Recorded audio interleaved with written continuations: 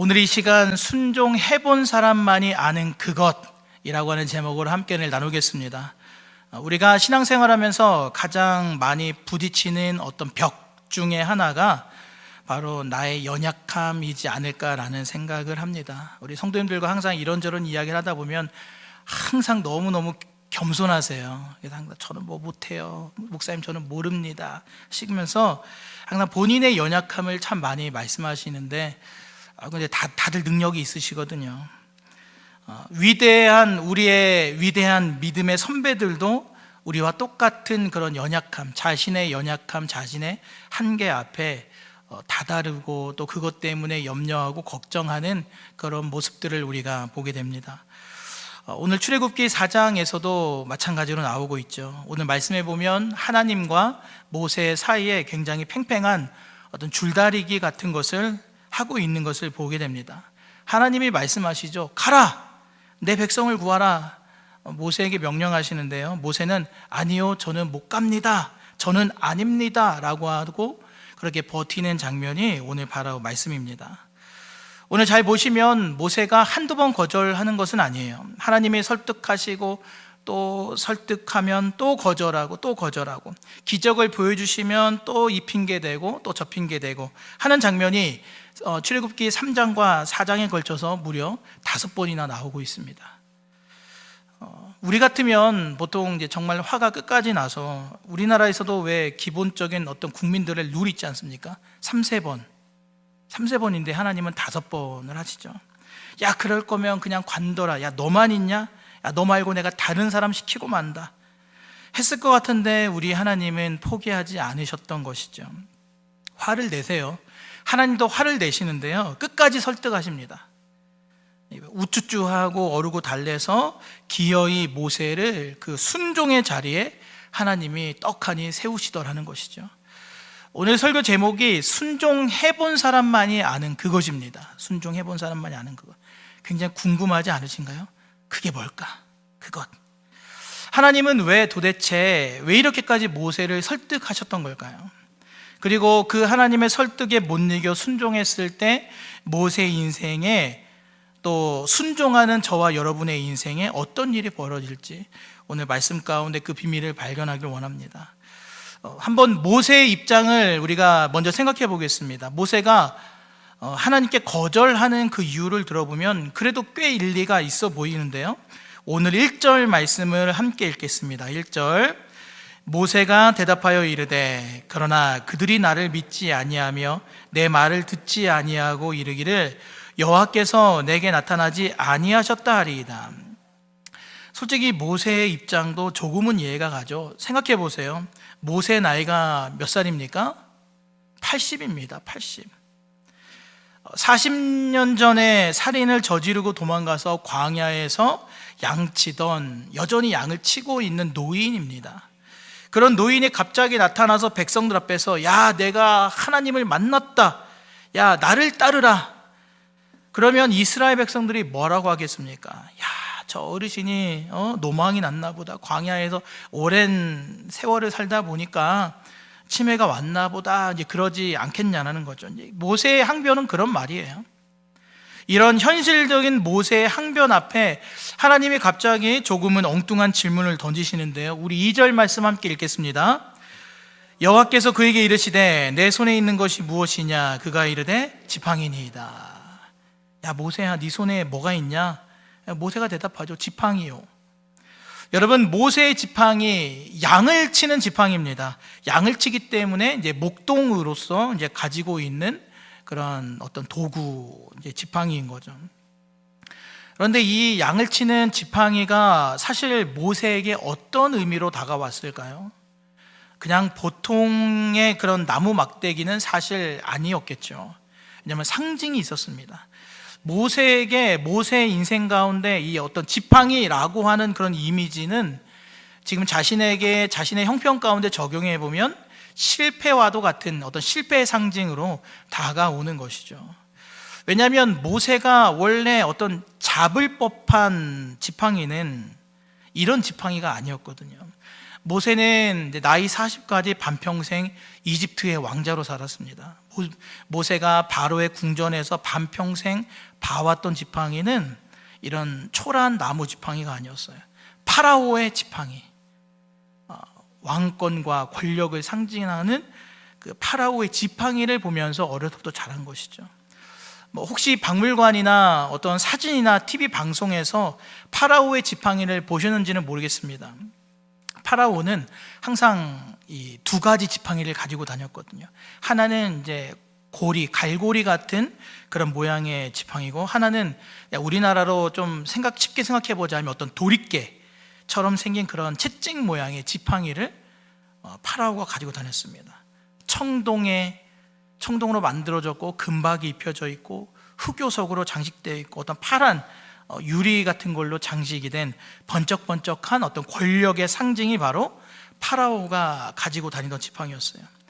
갈고리 모양의 지팡이는 이제 보통은 이제 통치, 어떤 지도, 보호를 의미하고, 도리깨처럼 생긴 지팡이는 징계, 어떤 권력, 심판을 상징하는 그런 지팡이로 좀 알려져 있습니다. 파라오는 지팡이를 이제 마치 어떤 X자처럼, 알파벳 X자처럼 교차해서 가지고 다녔어요. 그래서 파라오의 어떤 그런 미이라가 담겨져 있는 어떤 그런 무덤을 보게 되면 이렇게 어떤 누에고치 같은데 이렇게 하고 있는 것을 보게 되죠. 모세는 40년 동안 그 지팡이를 보면서 자랐어요. 나도 언젠가는 저런 지팡이를 들고 세상을 호령할 수 있지 않을까?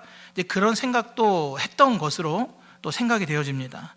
또 자신이 어떤 그 이집트는 다스릴 수 없다라고 생각을 했을지 몰라도 모세의 마음 한켠에는 자신의 민족 이스라엘을 통치하고 다스리고 어떤 구원할 마음이 있었던 것을 우리가 사도행전의 스데반의 설교 가운데서 우리가 알 수 있습니다.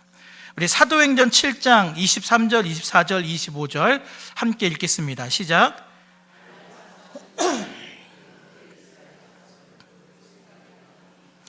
한 사람이 원통한 일 당함을 보고 보호하여 압제받는 자를 위하여 원수를 갚아 애굽 사람을 쳐 죽이니라.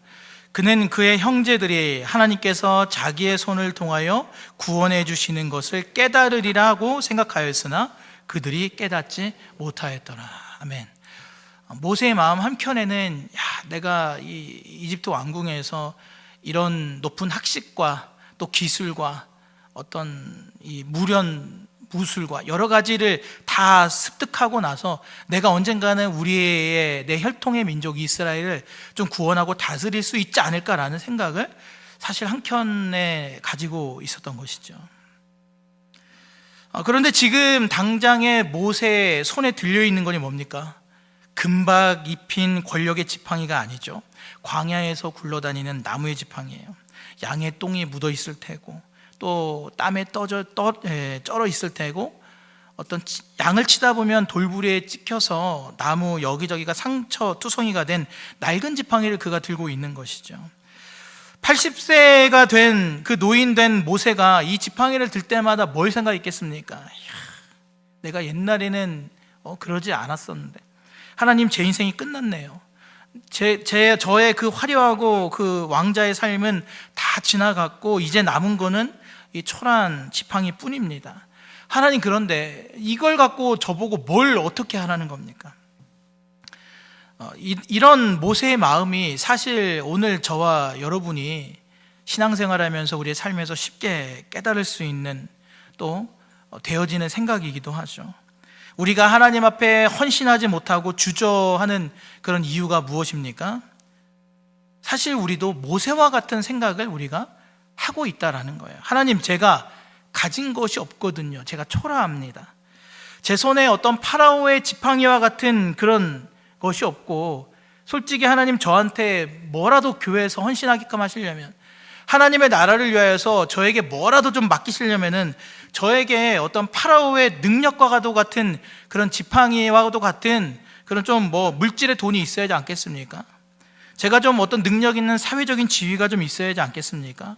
하나님, 저에게 건강이라도 주셔서 제가 건강이라도 해야 봉사를 하지 않겠습니까? 우리가 뭐라도 좀 가지고 있어야 하나님이 나를 통해서 일하실 수 있다라고 우리가 흔히 생각을 한다는 거죠. 하나님, 제가 이 낡은 지팡이밖에 없는데 제가 이 다 나이 든 이 몸밖에 없는데 이거 들고 제가 뭘 하라는 겁니까? 제가 무슨 교사를 합니까? 주님, 제가 무슨 순장을 합니까? 제가 교회에서 무슨 봉사를 하겠습니까? 여러분, 그러나 하나님께서 오늘 이 모세의 이야기를 통해서 주시는 내용이 무엇입니까?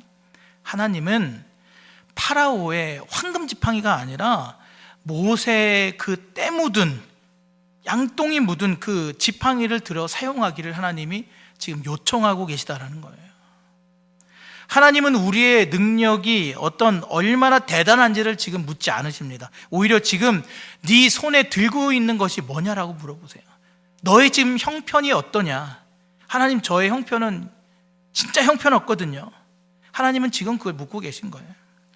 여러분, 세상에 그 어떤 보잘것없는 것이라도 하나님의 손에 붙들리면 우리가 나중에 다들 잘 아시는 내용이지만 이 지팡이가 여러분 홍해를 가르는 그런 능력의 지팡이가 될 줄로 믿습니다. 하나님은 세상에 그 어떤 것이라도 사용하셔서 하나님의 하나님 되심을 나타내실 수 있다는 거예요. 우리의 손에 있는 것이 무엇이든지 하나님은 우리를 통해 하나님의 살아계심을 증거하실 수 있다는 것입니다. 하나님께서는 지금 모세의 손에 뭐가 들려있냐라고 물어보시더니 그 지팡이를 땅에 던지라고 하시죠.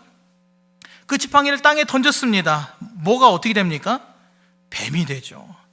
여러분, 모세가 얼마나 깜짝 놀랐을까요? 3절에 보니까 모세가 뱀 앞에서 피했다라고 되어 있습니다. 피했다. 깜짝 놀란 거죠. 모세는 광야 생활 40년 차입니다. 40년 경력을 가지고 있어요. 뱀 전문가죠. 광야에서 수없이 뱀을 봐왔고요. 딱 보면 압니다. 저게 독사인지 물리면 죽는지 사는지. 자, 그렇다면 모세가 뱀을 보자마자 피했다라는 것은 뭘 말해줍니까? 지팡이에서 뱀으로 변한 것이 진짜 위험한 독사였다라는 거죠. 그런데 이때 하나님이 기가 막힌 명령을 합니다. 우리 오늘 4절을 함께 읽겠습니다. 4절.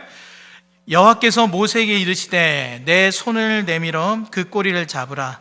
그가 손을 내밀어 그것을 잡으니 그의 손에서 지팡이가 된지라. 아멘. 여러분, 상식적으로 한번 생각해 보겠습니다. 모세가 바보도 아니고 그래도 나름 뱀 전문가 아니겠습니까? 광야 생활 40년인데 이 꼬리를 잡으라는 것은 이게 말이 안 되죠. 여러분, 우리가 뱀을 잡을 일도 없겠지만, 잡아서도 안 되겠지만요, 만약에 우리가 뱀을 잡을 수밖에 없는 상황에 닥친다라면, 뱀을 제압해야 된다라면 어디를 잡아야 합니까? 머리를 잡아야겠죠. 그래야 물리지 않습니다. 뱀의 꼬리를 잡으면 물립니다.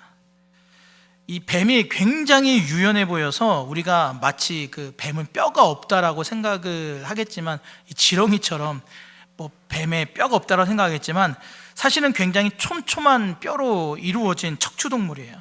사람의 뼈가 33개입니다. 33개. 근데 뱀은 종류에 따라서 200에서 400개의 뼈로 이루어져 있다고 하더라고요. 굉장히 뼈가 촘촘히 이루어져 있어서 엄청 유연하게 순식간에 몸을 휙 돌려서 손을 물어버린다는 거예요. 그러니까 사실 뱀의 꼬리를 잡으라고 하는 하나님의 명령은 모세의 상식으로는 이해할 수 없고 굉장히 무식한 행동인 것이죠. 여러분, 우리가 교회를 다니면서 신앙생활할 때 바로 이런 것 때문에 우리가 참 힘들 때가 있습니다. 바로 어떤 이 지점에서 우리가 갈등을 하는 거죠. 하나님의 상식과 오늘 우리의 상식이 다를 경우를 발견하게 될 때 우리는 참 갈등하고 괴롭고 힘이 듭니다. 의심이 들고.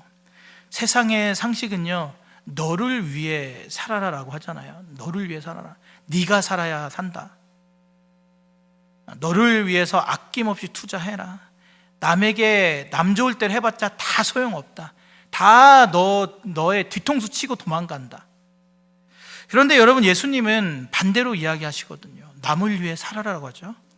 세상은 야, 높아져야 한다, 밟고 올라가야 한다, 그래야 네가 산다 라고 하는데 주님은 낮아지라고 말씀하세요.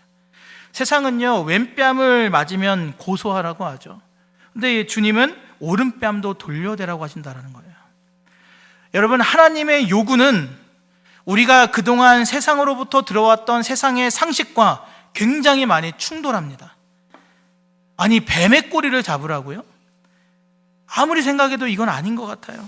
이 하나님의 명령이 오늘 우리가 들었을 때는 전혀 안전하지 않다라고 느껴진다라는 것입니다. 하나님의 요구는 많은 경우에 우리를 너무나도 당혹스럽게 할 때가 많은 거죠. 그러나 여러분, 하나님의 말씀과 나의 상식이 충돌을 하게 될 때, 여러분, 이것이 바로 우리 그리스도인들이 오늘날 당면하는 세상을 향한 도전이라고 생각이 됩니다. 주님, 지금 믿음을 드리라고요? 주님, 제가 지금 그럴 때가 아닙니다. 주님, 저보고 지금 헌신하라고 말씀하시는 거예요? 주님, 제 상황을 보고도 지금 그런 말씀이 나오십니까? 지금 꼬리를 잡으라고요? 하나님, 이건 아니잖아요. 어떻게 꼬리를 잡습니까? 꼬리를 잡으면 물려 죽습니다. 하나님, 제 인생 책임지실 겁니까? 우리는 참 그러고 싶죠. 그런데 모세는 뱀의 꼬리를 잡으라고 하는 그 하나님의 지시에 자신의 상식을 주장하지 않더라는 거예요. 물론 모세도 두려웠겠죠. 그 뱀이 두려웠으니까 지팡이가 뱀으로 변하자마자 소스라치게 옆으로 피한 거예요. 모세도 두려웠겠지만 그 떨리는 손을 내밀어서 뱀의 꼬리를 잡았어요. 한번 상상을 해보세요. 모세가 이 손을 뻗어서 그 뱀의 꼬리를 잡았을 때 그 뱀의 그 차갑고 어떤 서늘한 느낌 있잖아요. 미끌거리고 어떤 꿈틀대는 그런 생생한 그 촉감이 모세의 손끝에 전해지지 않았겠습니까? 그런데 놀라운 반전이 일어나게 되죠. 그 미끌거리는 그 뱀의 꼬리를 꽉 잡는 순간 그 순종의 찰나 뱀이 다시 지팡이로 변했다라는 사실입니다. 뱀이 지팡이로 변한 것을 보고 여러분, 모세가 잡은 게 아니에요. 모세가 손을 내밀어서 잡으려고 할 때 순간 그 뱀이 지팡이로 변해갖고 아유, 다행이다 하면서 여러분, 잡은 것이 아니라는 거예요. 뱀의 꼬리를 잡는 순간 곧 모세에게 그동안 너무나도 익숙해져 있던 그 지팡이로 변한 것이죠. 여러분, 순종의 기적, 순종을 통한 기적은요, 바로 이 상식이 깨지는 지점에서 일어나는 것입니다. 하나님의 상식과 내가 지금까지 경험하고 내가 알고 있는 그 상식이 충돌해서 그것이 깨지는, 나의 상식이 깨어지는 지점에서 일어나는 거예요. 순종해 본 사람만이 아는 바로 그것, 바로 그게 이때 일어나는 것입니다.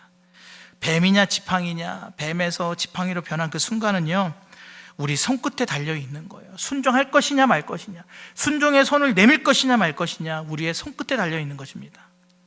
믿음으로 그 꼬리를 확 잡는 순간 그 차갑던 뱀의 촉감이 80세 노인 모세를 지탱해주는 그 하나님의 능력의 지팡이로 변하는 그 기적을 경험하게 된 것입니다. 여러분, 순종하기 전까지는 뭐였습니까? 순종하기 전까지는 뭐였어요? 뱀이었어요. 두려움의 대상이었습니다. 여러분, 오늘 우리 앞에 놓여있는 뱀이 무엇입니까?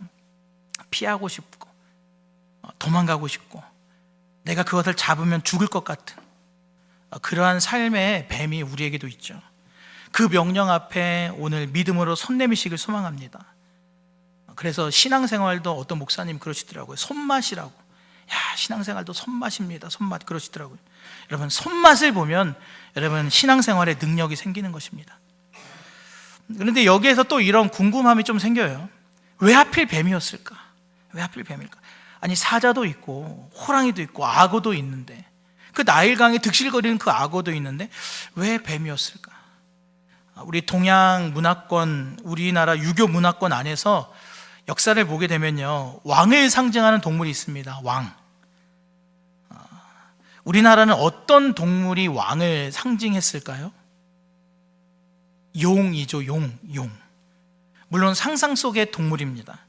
우리가 사극을 보게 되면 이 왕의 옷에도 의자에도 다 이 용이 새겨져 있는 것을 우리가 볼 수 있게 되죠. 그래서 옛날에 왕의 얼굴을 향해서 뭐라고 불렀죠? 용안이라고 불렀습니다. 용안. 왕의 옷을 뭐라고 불렀습니까? 용포라고 불렀죠. 왕이 앉는 의자는 용상이라고 불렀어요.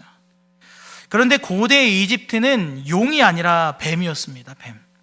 그리고 파라오는, 이 바로 왕은 인간이면서도 동시에 어떤 신으로 역임을 받는, 신으로 추앙을 받는 사람이었어요. 그리고 파라오의 머리에는 이제 좀 그 마름모꼴 모양의 두건을 항상 썼는데요. 그 두건 한가운데 어떤 장식이 있냐? 코브라 뱀이 장식되어 있어요. 이 코브라 뱀이 파라오를 지켜주는 수호신이자 파라오의 어떤 신적 권위와 권력을 상징하는 동물이었던 거죠. 그런데 하나님의 말씀 앞에 하나님의 명령으로 지팡이가 뱀이 되고 또 뱀이 다시 지팡이가 되는 그런 기적의 사건들을 통해서 이집트 대제국의 엄청난 권능과 이 권위보다 더 뛰어난 하나님의 권능을 지금 지팡이와 뱀의 기적을 통해서 하나님이 보여주고 계시는 거예요. 그런데 하나님은 이스라엘이 안 믿을 것을 알고 계셨거든요. 그래서 이 첫 번째 기적 다음으로 두 번째 기적을 보여주시는데요. 손을 품에 넣었다가 빼면 나병이 생기고 다시 넣었다가 빼면 낫는 이제 두 번째 기적을 보여주시죠. 당시 나병은 불치병이었습니다. 회복 불가능한 병. 그런데 하나님의 명령 앞에, 하나님의 말씀 앞에 그 나병이 발생하기도 하고 또 반대로 그 나병이 치유가 되는 거죠.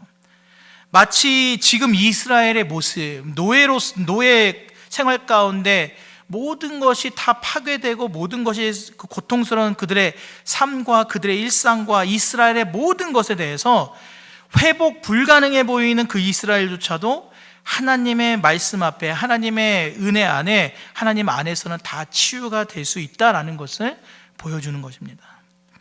아니, 이 정도 하나님이 보여주셨으면 모세도 아멘, 알겠습니다, 가겠습니다 해야 되는데 모세가 여전히 또 핑계를 대는데요. 우리 10절 말씀 함께 읽겠습니다. 10절 시작. 모세가 여호와께 아뢰되 오 주여, 나는 본래 말을 잘하지 못하는 자니이다. 주께서 주의 종에게 명령하신 후에도 역시 그러하니 나는 입이 뻣뻣하고 혀가 둔한 자니이다. 그래서 하나님이요 12절에 보면 내가 너의 입과 함께 하겠다 이렇게 약속을 하시는데 참 모세도 어지간합니다. 우리 13절 함께 읽겠습니다. 모세가 이르되 오 주여, 보낼 만한 자를 보내소서. 여러분, 이게 사람입니다. 이게 보통의 사람이죠. 이것이 오늘 우리가 가진 인간의 완악함입니다.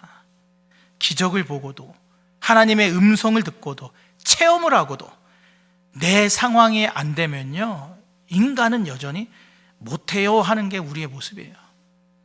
오늘 14절에 보면 여호와께서 모세를 향하여 노하세요. 노하여서 이제 이렇게 기록되어 있는데요. 하나님도 화가 나신 거죠. 얼마나 답답하셨으면 하나님이 화를 내셨을까요? 그런데 여기에서 이 장면에서 은혜가 되는 것은 하나님이 화를 내시면서도 모세를 포기하거나 버리신 게 아니라 대안을 주셨다라는 거예요. 대안. 우리 14절 말씀 함께 읽겠습니다. 14절. 여호와께서 모세를 향하여 노하여 이르시되 레위 사람 내 형 아론이 있지 아니하냐? 그가 말 잘하는 것을 내가 아노라. 그가 너를 만나러 나오나니 그가 너를 볼 때 그의 마음에 기쁨이 있을 것이라. 아멘. 너의 형 아론이 너를 만나러 나오나니. 우리가 보는 이 한글 개역개정 성경에서는 말 잘하는 네 형 아론이 너를 방문할 것이다, 이제 그렇게 우리가 해석이 되는데요. 이 히브리어 원어 성경을 보게 되면 이미 아론이 너를 만나기 위해서, 너 모세를 만나기 위해서 이미 오고 있다라고 말씀하고 있습니다. 지금 하나님과 이 모세가 대화하면서 실갱이 하고 있는 그 순간에도 아론이 모세가 있는 지금 이곳으로 오고 있었다라는 거죠. 여러분, 이게 뭘 말해주냐면요, 하나님은 모세가 나는 말을 잘 못해요 라고 거절할 것을 하나님은 이미 알고 계셨어요. 모세가 핑계댈 것을 이미 아시고 하나님은 모세가 거절하기 전부터 이미 말 잘하는 아론 너의 형을 불러서 모세에게로 출발시키셨다라는 거죠. 이 부분을 보면요, 하나님의 사랑이 얼마나 대단한지, 그 하나님의 집요한 사랑, 모세가 안 할 것도 거부할 것도 다 알고 계시고 그래서 그 대안을 이미 전부터 준비시키고 계셨던 것을 우리가 알 수 있게 돼요. 너 안 할 거야? 진짜 안 할 거야? 알았다. 그러면은 너가 말을 잘 못한다는 거, 그래 나도 인정한다. 그러니까 말을 잘하는 너의 형을 붙여줄게. 내가 다 준비해놨어. 그러니까 너는 순종만 하면 돼. 너는 가자. 여러분, 우리가 못해요, 안 해요, 힘들어요 하면서 도망다닐 때도 하나님은 우리를 포기하지 않으시는 줄로 믿습니다. 하나님은 이미 대안을 다 준비하고 계시고 돕는 자를 예배하고 계시며 내가 부족한 것 이미 하나님 다 알고 계세요. 내가 부족하면 채워줄 사람을 하나님께서 보내주시는 줄로 믿습니다. 여러분, 이스라엘 백성들이 되게 완고했잖아요. 그리고 그 완고한 이스라엘 백성들을 하나님이 설득하려고 지금 모세를 준비시키고 계시는 거예요.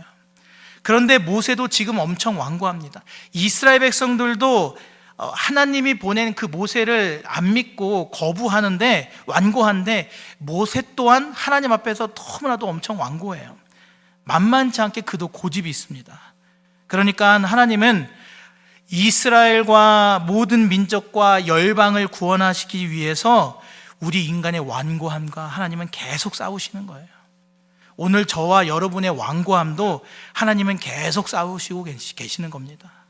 하나님이 오늘 우리를 통하여서 하나님의 그 선한 계획을 이루어 가심에 매일매일 싸워주시고 대안을 주시고 이미 돕는 자를 준비시켜 주시고 계시다라는 것이죠. 그런데도 우리에게는요, 순종할 수 없는 이유가 100만 개가 넘어요. 우리에게는 늘 하나님 앞에 이유가 많습니다.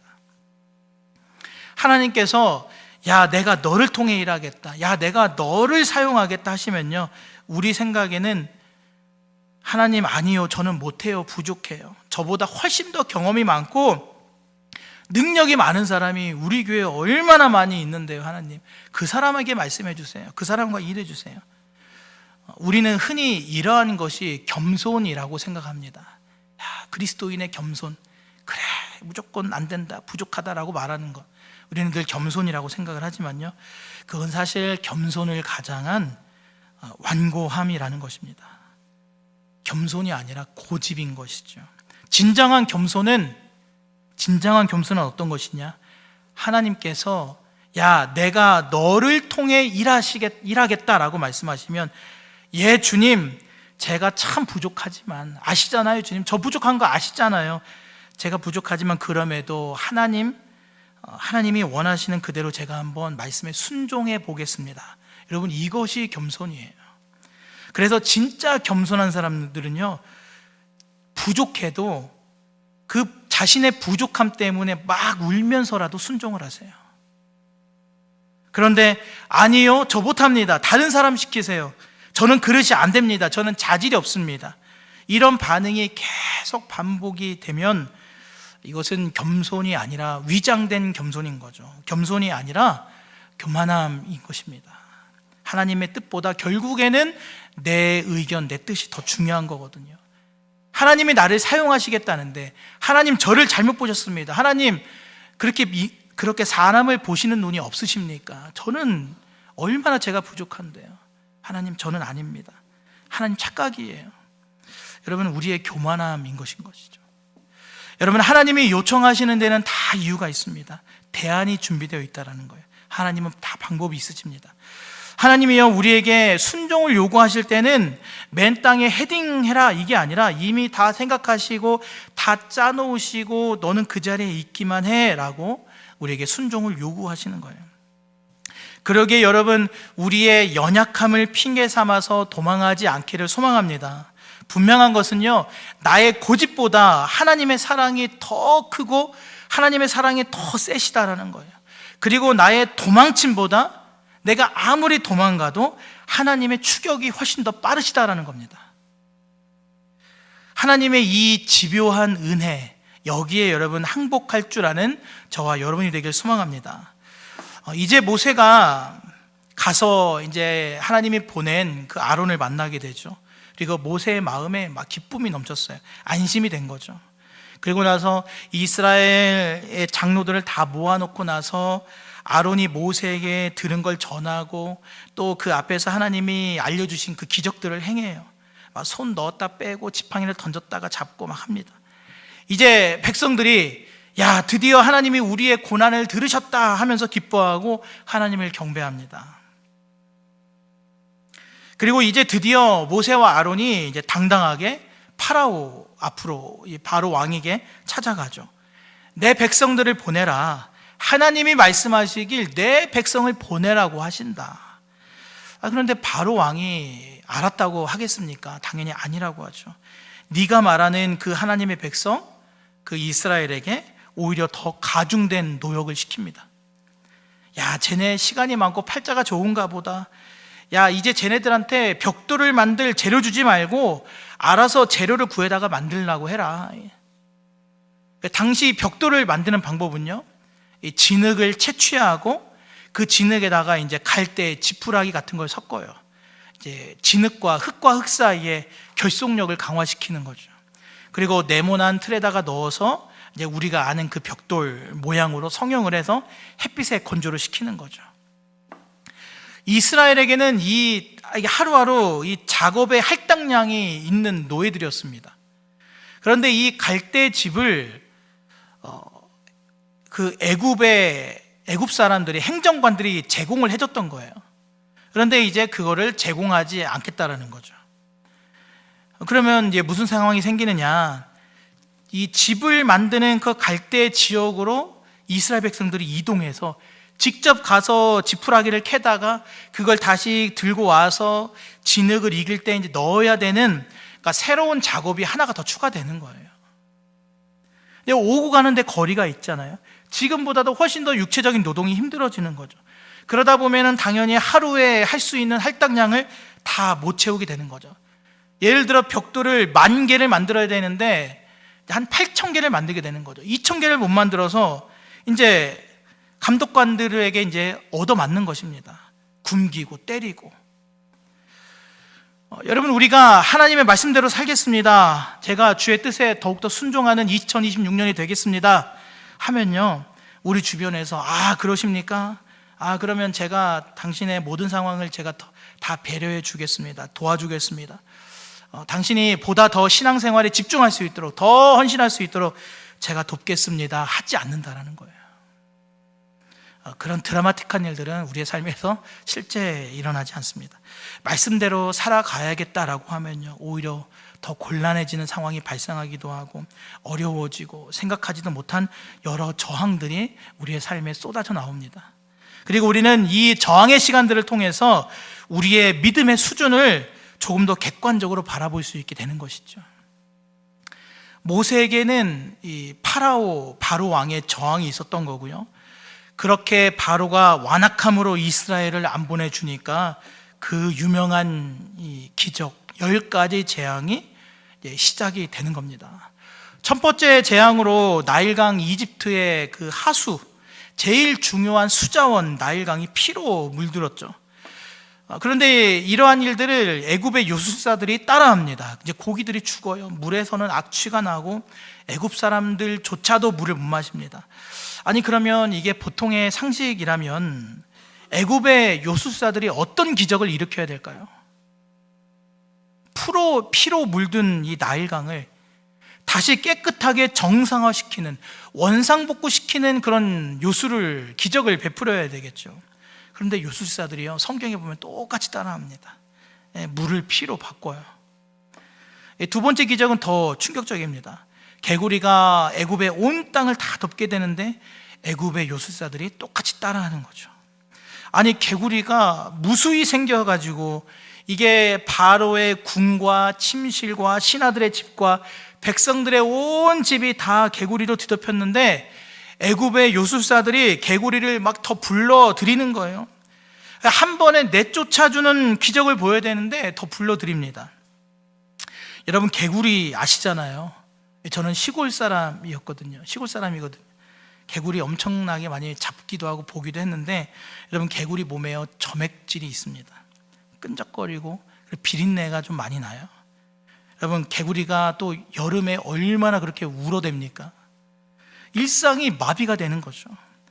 여러분, 그런데 요술사들은요, 이 바로는요, 백성들을 살리는 거에 전혀 관심이 없었어요. 계속 하나님의 기적을 자신들이 가진 어떤 속임수로 막 따라하면서, 야, 나도 할 수 있어, 나도 능력 있어, 자기를 과시하는 그런 능력을 계속 보여주고 있는 것이죠. 이것이 바로 세상의 능력이라는 것입니다. 세상의 능력은 자기를 과시하는 능력이에요. 경쟁에서 이기기 위한 것이 바로 능력입니다.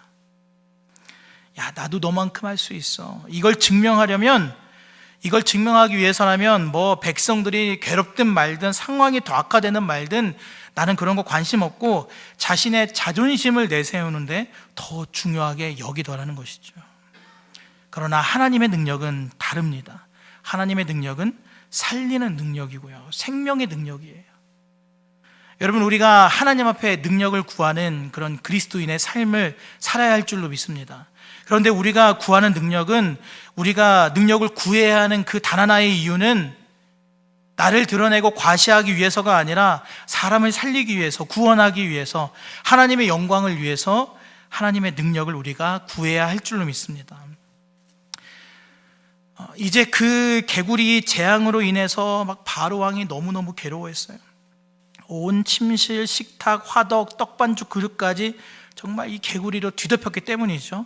견디다 못한 바로가 모세를 불러서 사정사정을 하는데 제발 이 개구리 좀 없애달라라고 부탁을 해요. 그러자 이제 모세가 이렇게 묻습니다. 우리 출애굽기 8장 9절의 말씀, 출애굽기 8장 9절의 말씀을 함께 읽겠습니다. 모세가 바로에게 이르되 내가 왕과 왕의 신하와 왕의 백성을 위하여 이 개구리를 왕과 왕궁에서 끊어 나일강에만 있도록 언제 간구하는 것이 좋을는지 내게 분부하소서. 아니, 지금 당장 개구리 때문에 죽을 지경인데 언제 개구리를 없애줄까요? 라고 이렇게 묻는 것도 모세 질문이 참 이상합니다. 이게 뭘 말해주냐면요, 기하급수적으로 개구리가 불어나고 온 애굽 땅을 뒤덮은 것이, 이것이 속임수가 아니라, 우연이 아니라 하나님께로부터 온 것이다 라고 하는 그 사실을 바로 왕에게 지금 보여주기 위해서 물었던 거예요. 여러분, 우리 성도님들 같으면 이 개구리를 언제 치워달라고 하겠습니까? 아유, 뭘 물으나 마나입니까? 지금 당장이죠. 지금 당장 개구리를 치워달라고 하는 게 당연한 거겠죠. 그런데 바로가 뭐라고 하냐면요, 10절에 내일 치워달라고요. 내일. 아니, 왜 오늘이 아니라 내일이라고 했을까요? 바로의 자존심 때문입니다. 바로의 자존심. 지금 당장 모세 앞에 무릎을 꿇고 해결받으면 자신의 신적 권위가 완전히 무너지니까, 그래서 하루라고 하는 시간을 벌어서 그 사이에 혹시나 개구리가 저절로 없어질까?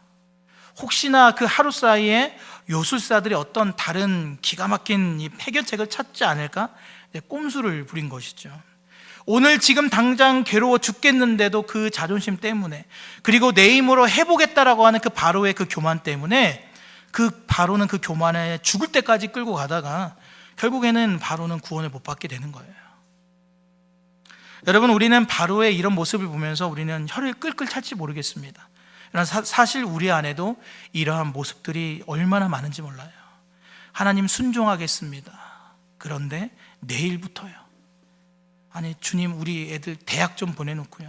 아니, 우리 애들 취업만 시켜놓고요. 우리 애들 시집장가 좀 보내놓고 그때 순종하겠습니다. 여러분, 제가 심리학에 대해서 잘 아는 것은 아니지만 이 자료를 찾아보니까 이 심리학 연구에 따르면 인간은 그 내일의 나를 굉장히 과대평가하는 경향이 있다고 하더라고요. 내일의 나. 오늘의 나는 피곤해서 못하지만 내일의 나는 조금 더 부지런할 수 있다라는 그런 착각을 한다라는 거예요. 여러분, 다이어트는 항상 언제부터 시작됩니까? 내일부터입니다. 희한하게 다이어트는 오늘이 아니라 항상 내일부터예요. 그러다가 제가 이 모양이 된 것이죠.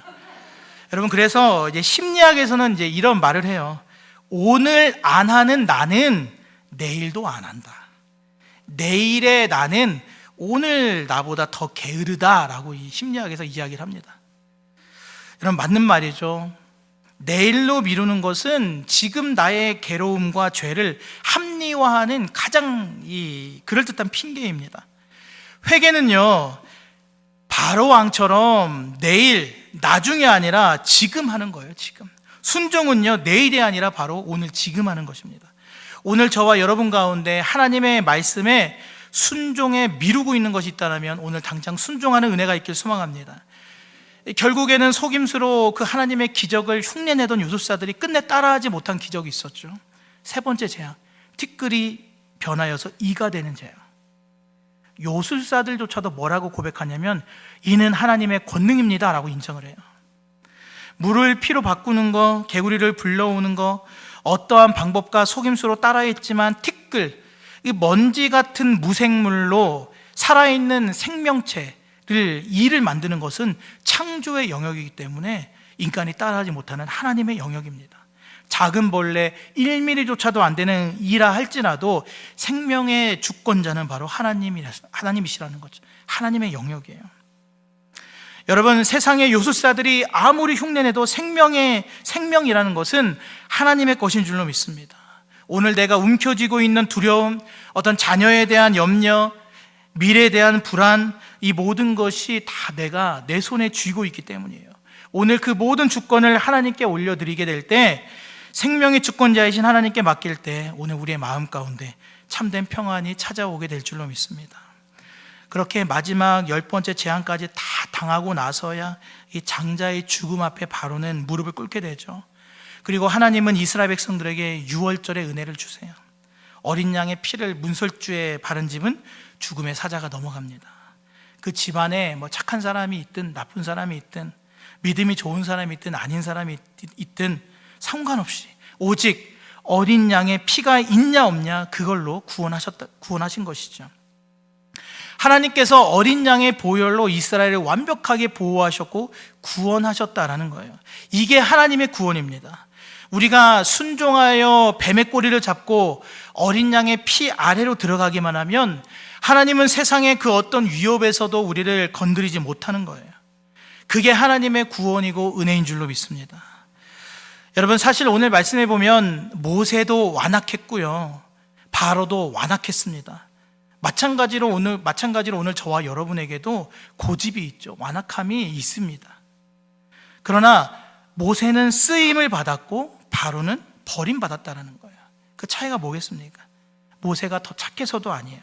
하나님이 모세를 택하셨고 하나님이 모세를 포기하지 않으셨기 때문입니다. 하나님께서 모세를 끝까지 찾아가셔서 설득하시고 화를 내시면서까지도 아론을 붙여주셨고 기적을 보여주시면서 기어이 순종의 자리에 세우신 그 하나님의 집요한 사랑이었기 때문이라는 겁니다. 오늘 우리도 마찬가지입니다. 우리가 대단한 믿음이 있어서 이 자리에 앉아 있는 게 아니죠. 나의 고집보다 하나님의 사랑이 더 컸기 때문이에요. 내가 도망치는 속도보다 하나님의 추격 속도가 더 빨랐기 때문입니다.